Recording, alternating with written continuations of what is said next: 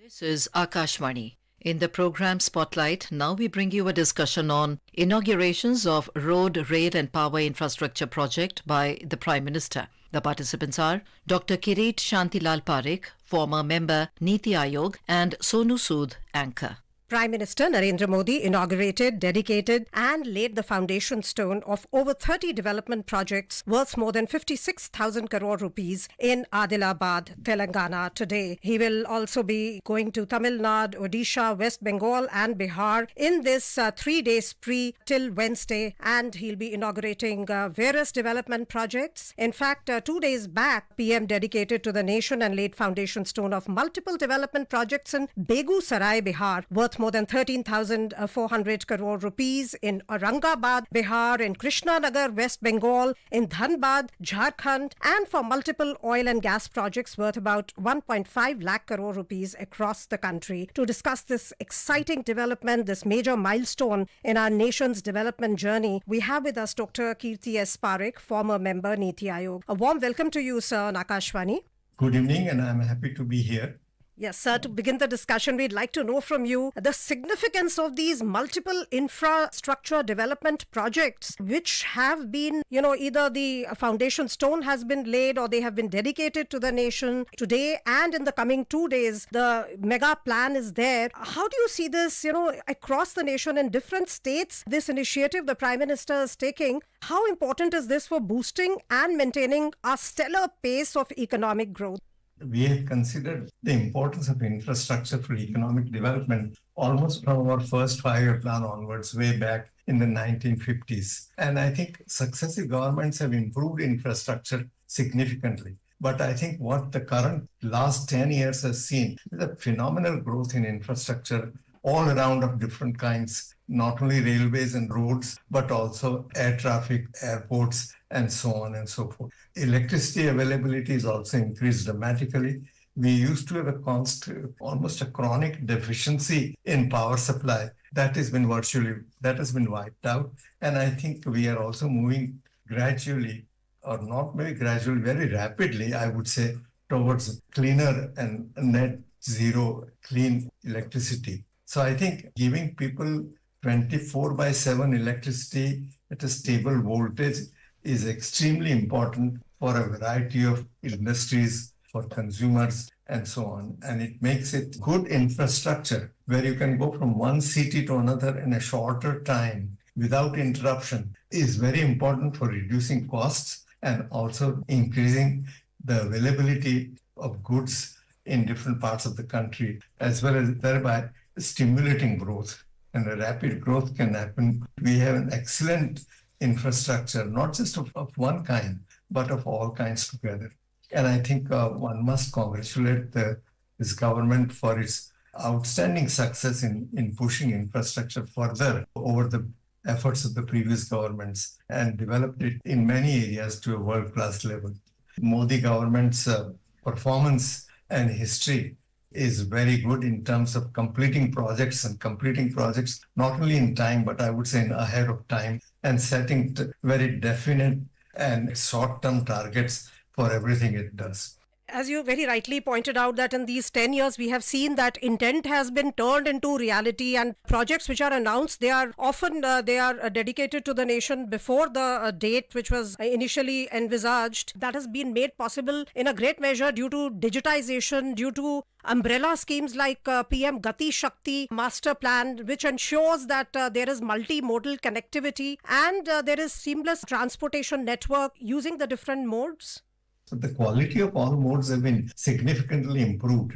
One area where I feel that we need to do better is speed at which railways move, and also the completion of the dedicated freight train corridors. We will make significant progress in the coming months and years. But I think by and large, the roads have been dramatically improved, and we have had very many large highways and superhighways are there and are under construction. Railways also, we are making a fast train between Ahmedabad and Mumbai.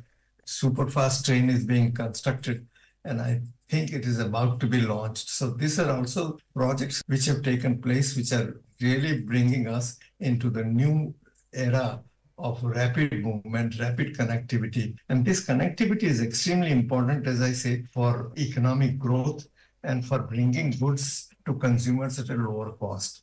Another thing that one must to keep in mind is that when you have connectivity from one village to the city and so on, and these are all improved and the cost is reduced, then farmers, the producers in rural areas get a much better price for their product than they would otherwise get.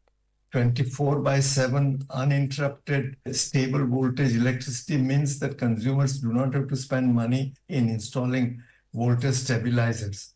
Many decades ago, I had not heard of in Ahmedabad, we had such a stable voltage and that we never had power interruption nor had any voltage stabilizer in the house. But also it has become now very common to have this, but gradually they're going out because the quality of power supply has increased. As you rightly pointed out, that electricity, power is a very, very important input, not only for making the lives of people, of households comfortable, but also for the industry, for various small and large units who are engaged in production or other services. So multiple power projects have been inaugurated by the PM. NTPC's 800 megawatt, unit 2 dedicated to in Podapalli, Telangana, based on ultra supercritical technology. Then in a thermal power plant, it is also a 660 megawatt super thermal power plant, which is dedicated in Chhatra, Jharkhand, and in Sangrauli in UP. And for Power Grid Corporation of India, 7 projects were inaugurated and foundation stone was laid for one. So you feel that dream which you're talking about, ensuring 24/7 reliable power supply, for that, realizing that dream, this was a big day, not only for Telangana, but for the entire power ecosystem of the country. Our power supply has increased enormously. Few years ago, shortages of power, 10%, 20% less than what you need at the peak time, or the energy availability is not enough, has disappeared now. Hardly that is happening anywhere. But at the same time, I think we have to recognize this ultra supercritical power, coal-based power, thermal power plants are very important because they require the efficiency of coal use increases from some 30-35% to 45-50% in these power plants. So we need less coal, we will have less emissions. At the same time, one has to recognize that we have promised that we will have net zero by 2070. Net zero by 2070 means we won't have any coal use in this power plant, or that if you're using coal, we will have to have carbon capture and storage. And so I hope that this new ultra supercritical power plant makes a provision for at least later on in the future installing carbon capture and storage facilities around them, so that they don't become obsolete and stranded because we need to reach net zero by 2070. In fact, so in that direction, to sort of effectively implement energy transition, multiple initiatives were announced for renewable energy space also. And they were in different locations like Lara in Chhattisgarh, in Vishakhapatnam, in Jaisalmer, in Jalayu, Uttar Pradesh, and several solar and hydroelectric power projects in Kanpur Dehat, Uttarkashi, Chhattisgarh, Himachal Pradesh, Assam, Karnataka. You feel that this approach, inclusive approach, which the government is taking, where it is giving equal importance to all states all across the country, that is very important. Yeah, but that is the big advantage of having solar-based power, because the sunlight is almost there in all over the country, barring few states where there are problems of this. And therefore it gives a possibility of providing solar energy in different parts of the country. For example, coal is not available everywhere, but we set a coal-based plant, then the cost of movement of coal increases and you have to have much higher cost electricity than otherwise in the coastal areas or far away from the coal fields. But solar provides it. Present government in the last decade has taken it to a new height and has expanded this solar energy and renewable energy in a dramatic manner. And it is important that we do this because we have to reach that, climate change is an important issue. While we have not terribly responsible for what is happening, we are highly vulnerable. So we have a great interest in seeing that the world goes to a net zero solution. An example so that people don't make an excuse that if India is not doing it, why should we do it? But India is taking a lead in this, and that's really wonderful initiatives of Prime Minister Modi. I would say that distributed solar, having rooftop solars from every household, that's a good idea, but it poses a different kind of a challenge because you have 100 power plants and you are feeding in a grid for distribution. It is easy to control and see electricity flows clearly from one place to the other and reaches all the consumers. The current government seems determined to overcome them and break new grounds. In fact, if we talk about the projects which are going to be inaugurated, apart from the ones which were inaugurated today in Telangana, Chandi Khol in Odisha, projects worth over 19,600 crore rupees. In Kolkata, projects worth over rupees 15,000 crore rupees will be inaugurated. In Betia, Bihar, worth rupees 12,800, and PM will inaugurate Muzaffarpur Motihari LPG pipeline and dedicate Indian Oil's LPG bottling plant and storage terminal at Motihari. So these are all,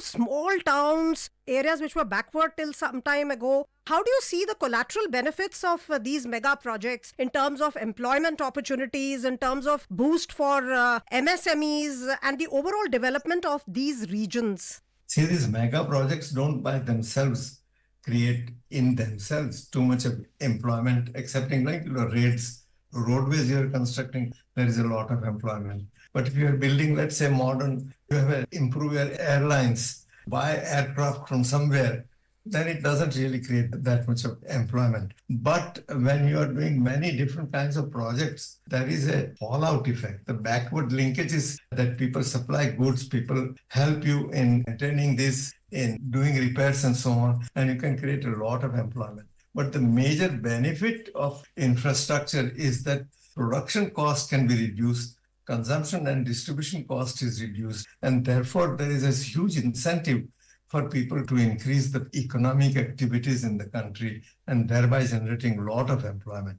These various fields, various sectors of the economy in which these projects are coming up, you feel that this is going to help us move more towards becoming an Atmanirbhar nation, that dream that the current government has, increasing self-reliance? Yes, I think Atmanirbharta doesn't require that we produce everything ourselves. It requires that we produce things efficiently, we export things efficiently, and earn enough money to import things that we need. So I think it is always in a modern world with rapid technical change. And in that sense, yes, all this different infrastructural development certainly will boost India's possibilities, and it would reduce significantly our cost of exports, and therefore export incentives would increase and exports competitiveness would also go up. Because one of the problems that we Indians face is that, exporters say that they are not able to export goods because electricity is too expensive compared to other countries, that our logistic cost, taking the goods from the manufacturer to the ship for export, that requires too much, 20% additional cost. And you can reduce this to 8-9%, then you would certainly have much better, more competitive export possibilities. So I think absolutely important to have a first-rate infrastructure in all areas to be able to have a rapidly growing economy and to be able to be competitive and a low-cost economy in the world. Dr. Parekh, thank you so much for giving us a deeper insight into the exciting strides we are making in infrastructure development. Thank you very much. You were listening to a discussion on inaugurations of road, rail and power infrastructure project by the Prime Minister. The participants were Dr. Kirit Shantilal Parekh, former member Niti Aayog, and Sonu Sood, anchor. This program was produced and presented by the News Services Division of Akashvani. You can listen to it on our mobile app News on AIR. This program is also available on our YouTube channel News on AIR Official. You may share your feedback about this program through email at airnsdtalks@gmail.com or WhatsApp on 928 909 4044.